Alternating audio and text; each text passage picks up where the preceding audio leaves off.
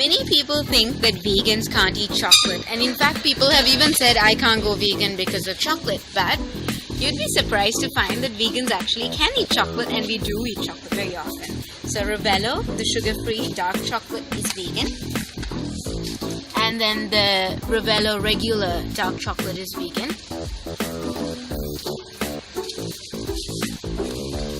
Candos dark chocolate, 55% cocoa dark chocolate is vegan, and it is just $150. And there's also Enna, as well as a Candos mint-filled dark chocolate that isn't on the shelves today, that happens to be vegan. This product right here, Ritzbury Caterer's dark chocolate, is pretty much a magical product because you can use it for cooking, but you can also eat it straight out of the pack. And it's vegan. You have to look for the dark, of course.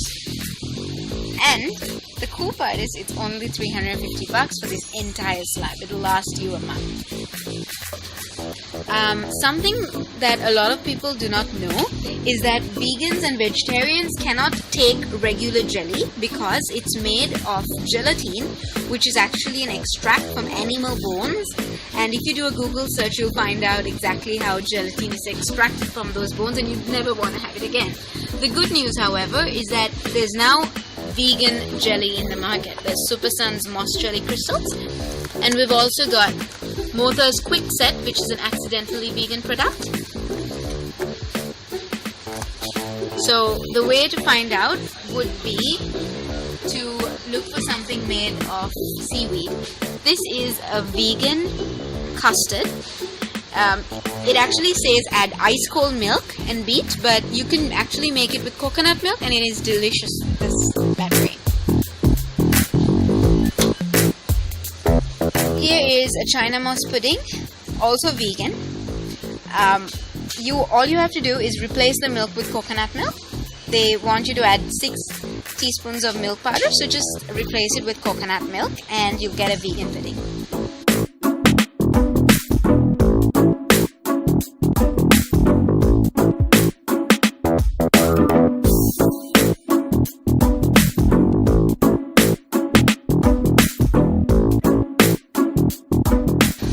Cream crackers are vegan, bran crackers are vegan, sun cracker is vegan. You may and may not have heard of this awesome product, Munchy Potato Cracker, which is vegan. And not only is it vegan, but it's basically an unlimited pack. It lasts forever. You'll be surprised to find that Kalo is actually vegan. A familiar product here, Chickpits, which surprisingly is vegan. Crisco, which is vegan. So this is the 4GB Nutra, the grain bar, and it's a great breakfast if you're on the go. It's 100% vegan. Here's a look of a traditional Sri Lankan lunch available at any shop or small kade on the side of the street. Today we are visiting Chimney on Perahera close to the Ganga Rama temple. There we will look at a variety of vegan curries that are available. Many people believe that living vegan in Sri Lanka is something that's extremely tough, and a lot of people kind of associate it with a Western way of living. However, living vegan in Sri Lanka is extremely easy. Most of the food that Sri Lankans eat is actually vegan. And then it goes without saying that Sri Lanka has an abundance of vegetables available to us, all for an affordable amount of money. The average Sri Lankan breakfast: kiribat and lunumiris, string hoppers, coconut sambal, and dal pittu are vegan. So Sri Lanka being a tropical country, we can eat any kind of fruit in Sri Lanka. So that's one way to survive as a vegan in Sri Lanka if you don't like spicy food. And although this is at a supermarket, you should be able to get all of these fruits for much cheaper on the street.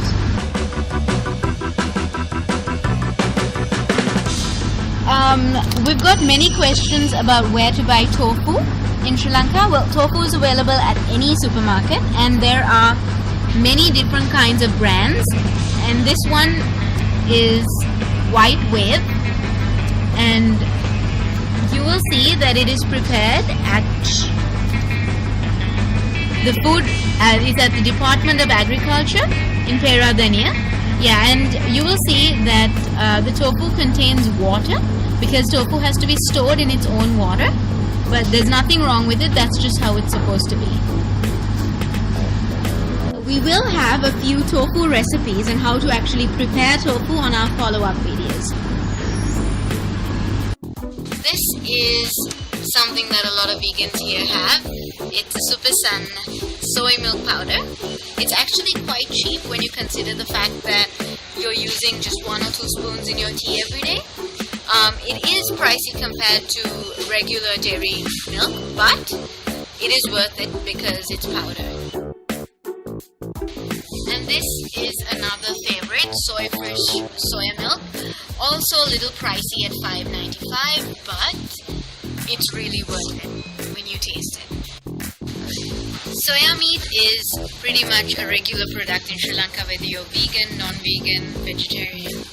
It's something we all eat, and this is something that most vegans eat with their meals. Some of them are not vegan. You will have to be careful. However, look up the ingredients and you'll find that most of them actually are vegan.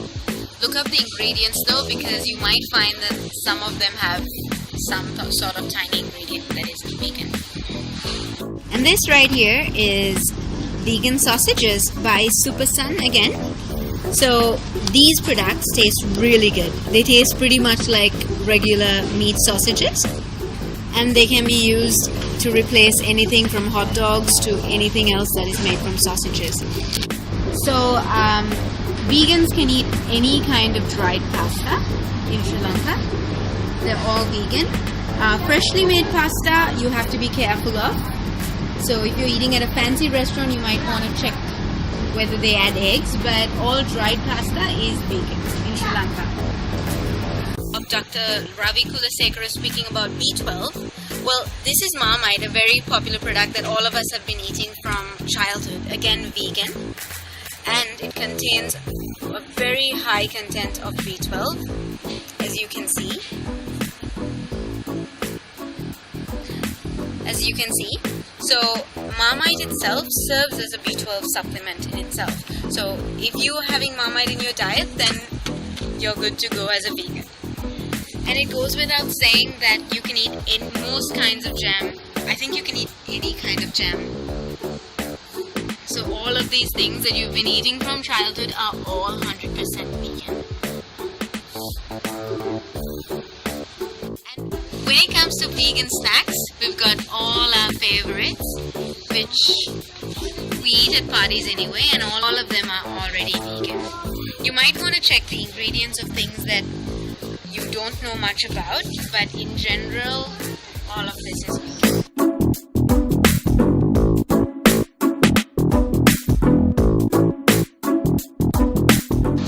And then we come to tipi tip, very much vegan, because all of the ingredients and the flavorings used have been proven to be vegan. I'm here today with Dr. Ravi Kulasekara. What Ravi does is he coaches people on disease prevention through proper diet and lifestyle changes.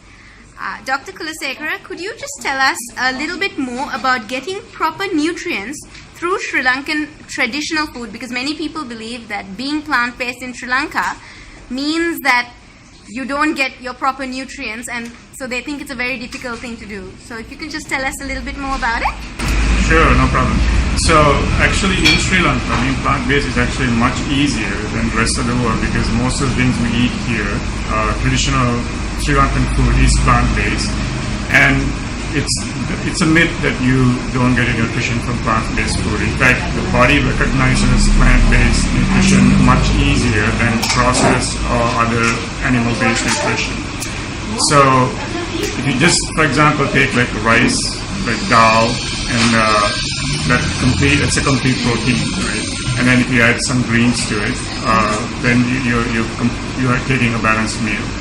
What I usually recommend people to do is to eat Sri Lankan, traditional food 30% of it should be eaten raw because the body recognizes raw food and also it processes it faster. And also the enzymes in the raw food is helpful in the digestive process that allows you to get the nutrition you need. So if you can eat your meals overall throughout the day with 30% raw food and 70% of it cooked and minimally processed, then you have nothing to worry about your nutritional needs. In fact, our baby is 2 years old and she's completely plant-based and has no issues whatsoever. The only thing I would tell people is to supplement with vitamin B12, which is a non-plant-based vitamin which is created in our guts, which it doesn't do quite efficiently. So it's a very cheap way of there's a supplement that's cheap. You can just take that once a week or every day if you wish, because it's water soluble. It doesn't accumulate unnecessarily, and that should be what you actually need to be healthy. One more question. So a lot of people think that it's easy to be vegan abroad because of all the mock meats and the mock different things that they have in other countries, and so they say, I would be vegan, but it's just that we don't have all those things. So how would you compare Sri Lankan food to that diet, the vegan diet overseas? So to be quite honest, I draw a distinction between being vegan and being plant-based. The diet is plant-based. So veganism involves another part of it where you actually have compassion for the animals, where you would not use them for recreational needs, nor would you use like soaps or lotions or whatever that's animal tested and so on and so forth. But the diet itself is a whole food plant-based diet. It's actually, so when you think about that, the reason I say whole foods is because processed food could be, Oreos are vegan, for example, right? But if you live off of Oreos, you're not going to be healthy. So processed food, which is available overseas as well as, here, is not necessarily the best option to be on a plant-based diet. Every once in a while, it is fine. But if that's how you try to get all your nutrition, then there's going to be some deficiencies down the road. So you have to balance your nutritional needs from minimal amount of processed foods and then the majority of it from whole foods. That's the distinction that people should realize, and that's easy here, way more than it's easy overseas, where we have limited growing seasons and many other greens and things that we eat here, which are very nutritious, are not available there. All right, thank you very much, You're Dr. most welcome. Kulsekar.